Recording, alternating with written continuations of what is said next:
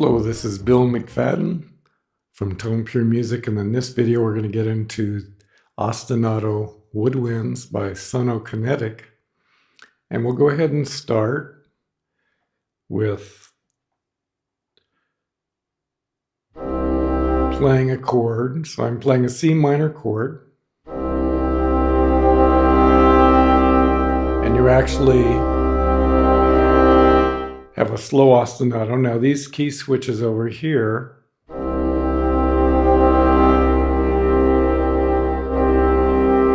allow you to switch between the ostinatos, or you can click on the interface like so and then play the chord. So there we have a quarter note and a rest.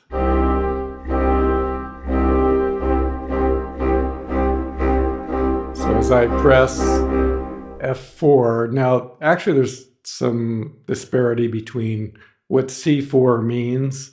Yamaha calls middle C C3, but most of your software vendors call middle C C4. Sonokinetic uses the Yamaha convention and calls middle C C3. So in their documentation, when you see a C4, it actually means a C3. And if you see a C5, it actually refers to C4. So it's a little bit confusing. But we'll just go ahead and go with the display on the bottom, which is the most common one. So there's D4.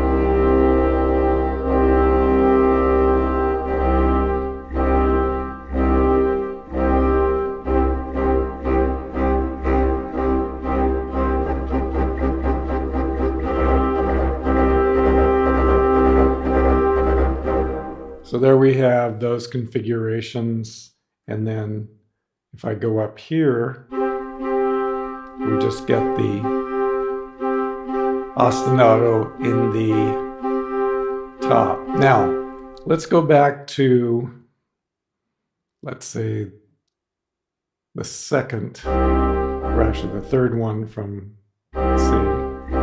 So basically E4. Now, what I can do when I'm playing an ostinato is I can mute these different sections. So if I mute this and this, I've muted the bass. So if you want, you can just select the ostinato on top.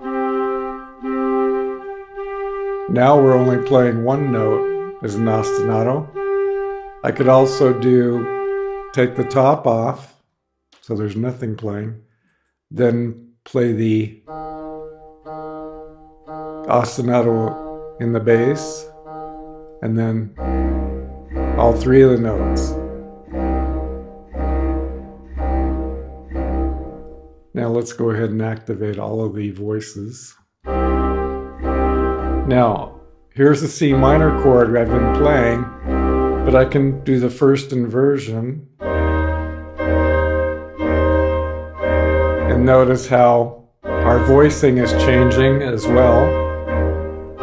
Second inversion.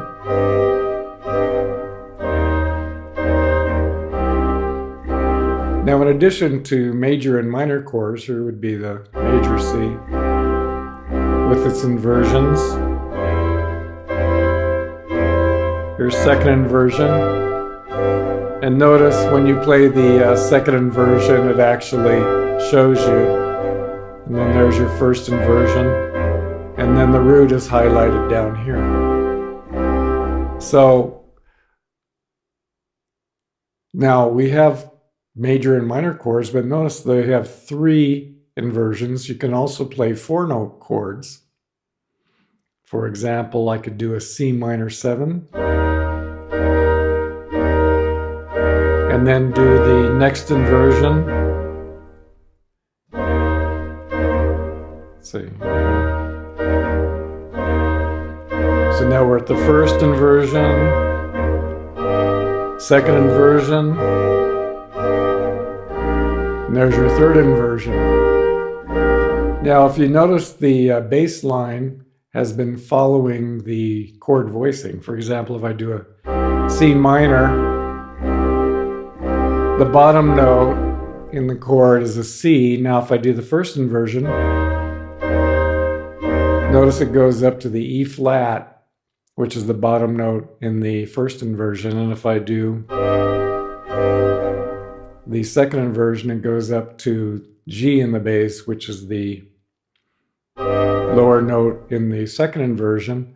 But if I click on bass invert off, then I'll get the same bass note in all cases. So there's your root, and there's your first inversion, and in all those three cases, the bass note C has stayed the same. So you can switch that on and off depending on what you're trying to accomplish. Now, we do have the major and the minor voices. So there's C major, C minor. You also have C augmented. Actually, there we go. And we can do, in terms of triads, we can do the C4.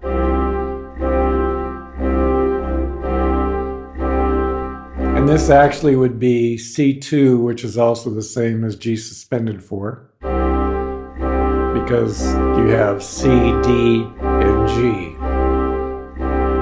So here you have your C and your G, here you have your C and your C, and there's your D, which would be the same notes as in a C2, which is synonymous with a G suspended 4, because if I do a G suspended 4, I get the same notes, basically, G, C, and D. So we have those triad voicings, the majors, the minors, the augmenteds, the suspendeds, the suspended fourth, suspended second, which is equivalent to a G suspended fourth. And then we have the 4-note voicings, which would be, that we saw the minor 7, but you also have the major 7, and there's your standard jazz notation for the major 7 with a triangle there. And then you have the, interestingly enough, the major minor. So you have the minor 3rd and the major 7, as well as the root and 5th. And you have your diminished voicings and their inversions. Actually, it doesn't give you inversions because the first inversion is equivalent with E flat diminished. And in addition to, which would be equivalent to inverting it. And we have half diminished. So then you see the circle with a line through it, which is your standard jazz notation for half diminished.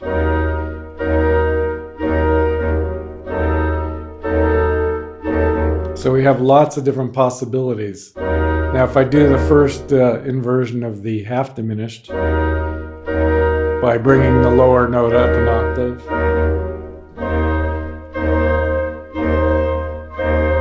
it doesn't seem to catch that, but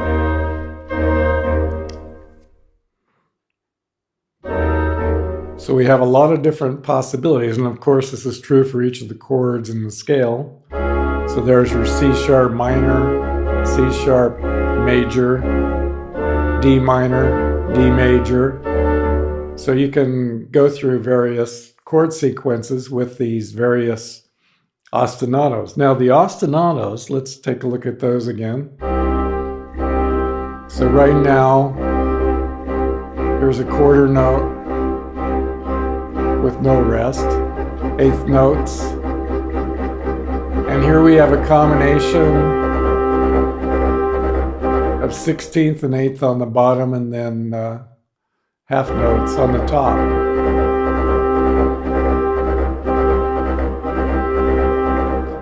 Not only that, you can split the ostinatos up by clicking on this and there's a key switch for that as well, you can split them up. So I can choose this pattern in the bass,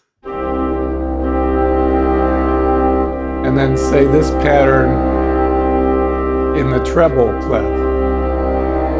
And I can alternate.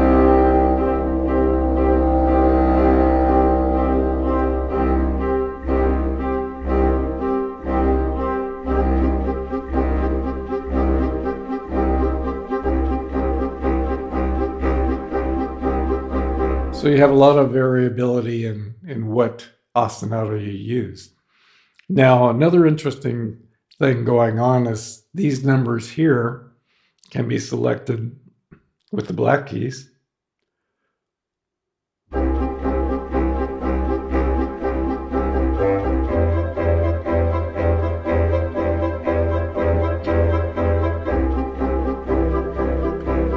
So we get a different voicing of the C chord in this case. Another voicing. Now the last voicing here is interesting because we have, I'm playing a C major, and we're getting in the bass, we're getting a C, another C, we're getting the E, which is from C major, and the C again. But in the treble, we have the E, which is the third, and then the fifth. But then notice we have the sixth and the ninth, or the second, depending on how you want to look at it. So that gives you a different chord quality. You can actually get sixths and ninths using that.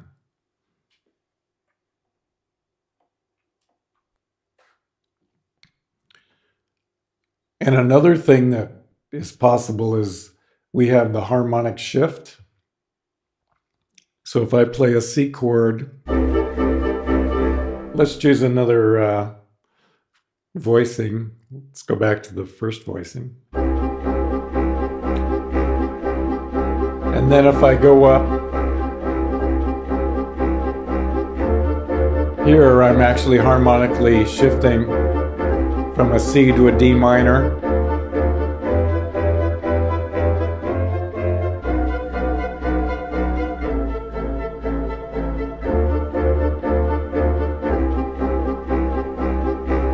Which are basically your 1 chord, 2 chord, 3 chord, all the way up to your 7 chord in the key of C. So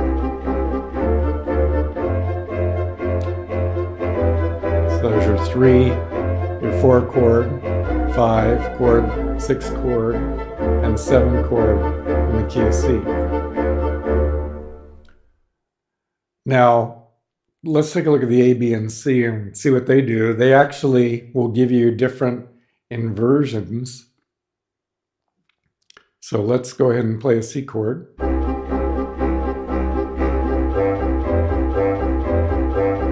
So we're actually shifting.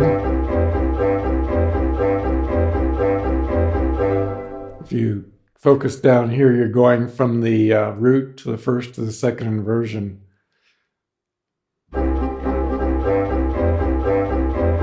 So as I hold down that key, it'll switch to those inversions. The B key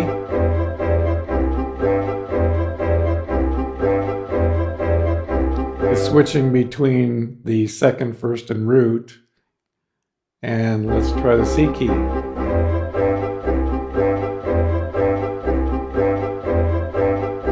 And if you want to see precisely how the inversions are being handled, you go to the arpeggiator keys, and you can see there's the A key.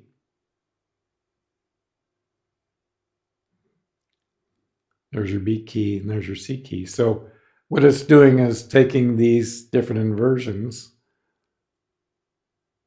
and cycling through in our arpeggiator. And you can choose which ones you want. You can modify these if you like. Suppose I want half of them to be the first and then half of them to be the second inversion, or the root and second. So I've just modified the A key. So if we go back to the chord,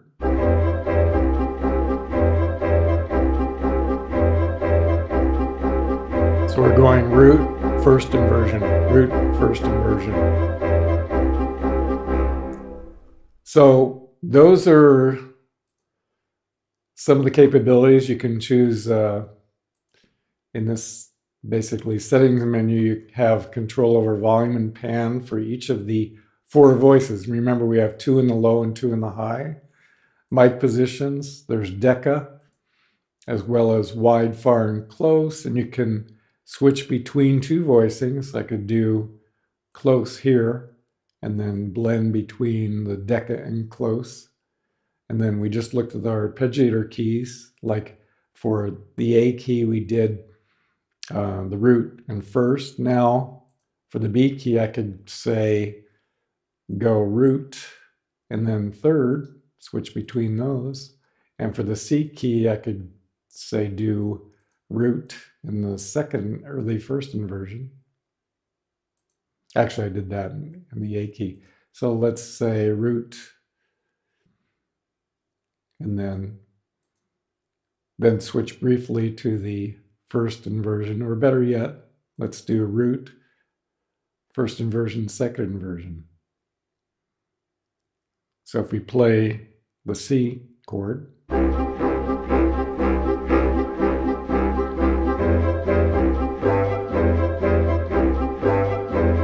you can actually see it happening real time.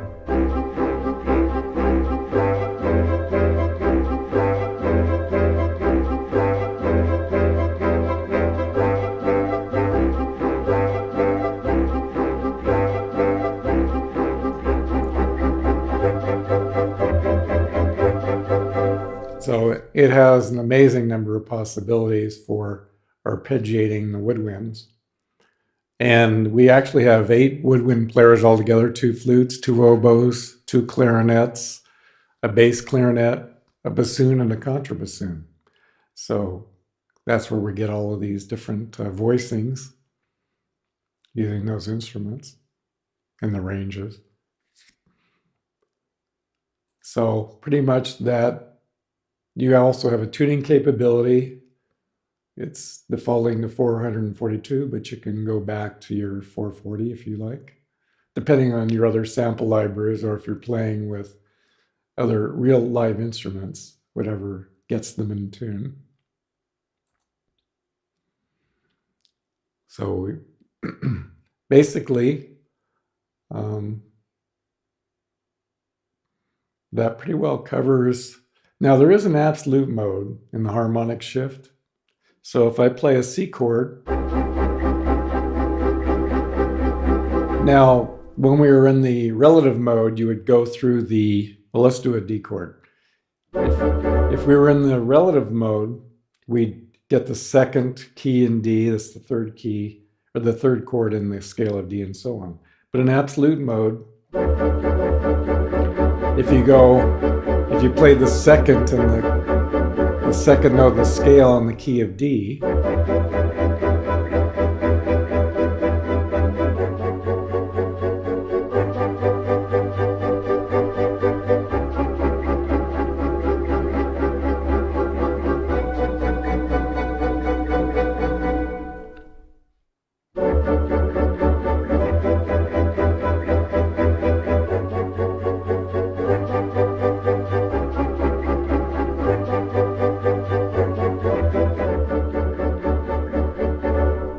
let's go to relative mode.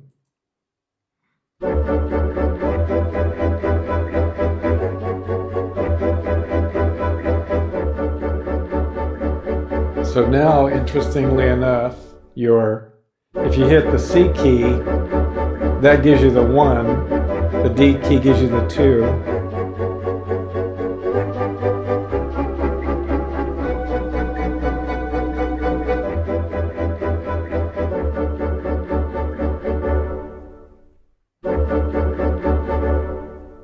so if I go to the absolute mode, then my 1 is on the D key. 5,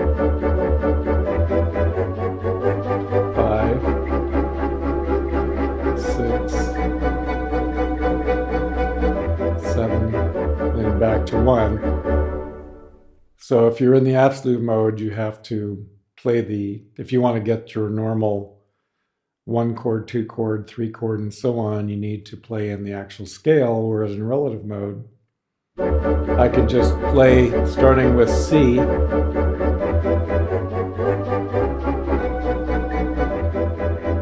and get all of the various chords in the D scale. Or if I play an E major,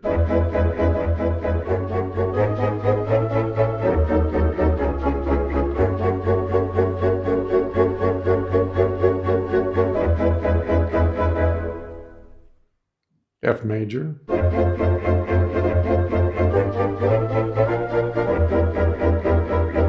so there's your 1, 2, 3, whoops, there's your 1, 2, 3, 4, and 5 in the key of F. Now if I switch to absolute, notice if I play the C, it automatically tells me I'm in the 5th note of the scale. 6th note, 7th note, 8th note, which is the tonic. So you do have those two modes. So you can use the relative or the absolute mode and still get the same result, the various chords of the scale. So now there's one other thing we can get into, and that is the harmonic shift. If you play a major chord, it'll automatically, the black note will give you the diminished. So normally when you play a major scale, you get the first is the major, the second is a minor, the third is a minor, the fourth is a major, the fifth is also a major 7, the sixth is a minor, and the 7th is your diminished. And also your black keys, you would get a half diminished, or say a diminished, you would get an augmented as you're going up the scale. Another diminished, and then another major. So if you want, you can change the configuration of what happens as you go up the scale. So there are a lot of choices in this. It's quite amazing. Arpeggiator and the harmonic shift just gives you more choices. So this is Bill McFadden. If you like this video, please let me know. If you wish to subscribe, then please click on the portrait on my self-portrait at the end of the video coming up right now. So Bill McFadden signing off from Tone Pure Music.